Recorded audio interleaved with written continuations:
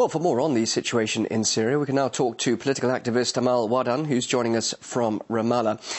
The EU is calling for the creation of humanitarian corridors in Syria. How close are we now to foreign military intervention? Well, actually, I believe that they've started this already. They've been sending al-Qaeda members through the surrounding countries of Syria, and all these explosives that we've heard, explosions that that took place in Aleppo and in Damascus are actually at the hands of al-Qaeda members, and we know very well that Saudi Arabia is facilitating transfer of these militias, al-Qaeda members, from Iraq and from Libya through Turkey and through Jordan. So, just to ask you, Washington isn't deliberately supporting al-Qaeda, is it? Well, if they were supporting al-Qaeda through Afghanistan war before 30 years ago, and they were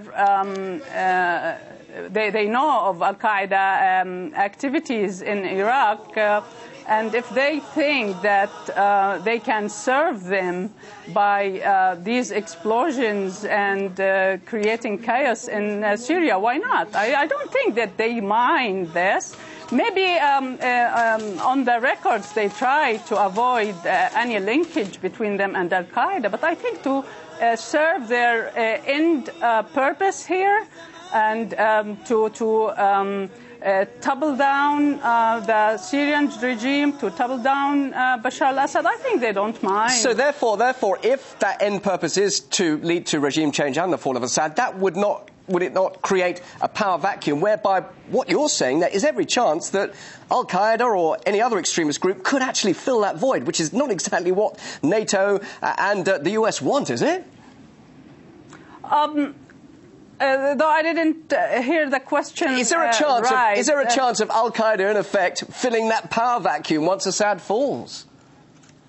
Well, yeah, I'm sure that they can, and they are doing it. They've been doing it for the past 3-4 weeks now with these explosions.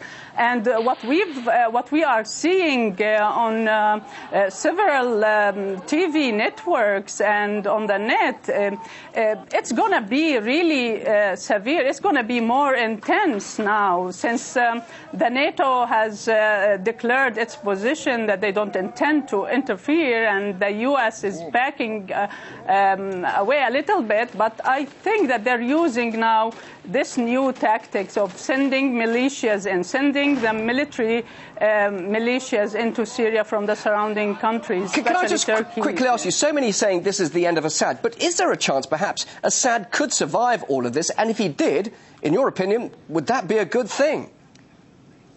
Well, I think if we look at the internal front here, if we look at the Syrian people, and that's the most important key here, the Syrian people, or the majority of the Syrian people, are backing their government, they're backing their president, and they're backing their reforms, the political reforms that they are undergoing right now.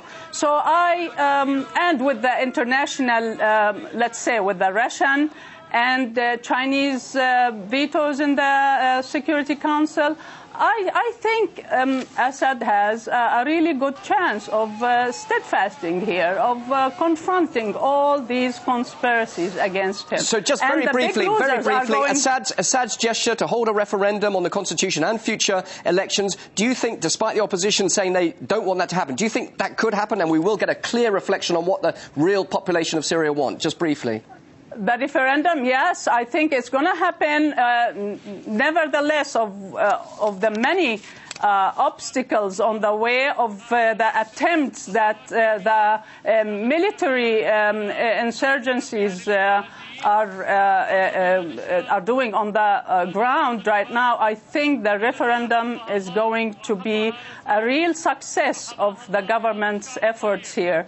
Amal, really interesting to hear. And the people's backing. Sure. Amal, thank you so much. Really interesting to hear your thoughts. Thank you for joining us live there from Ramallah. Amal, wahdan. Thank you. Thank you.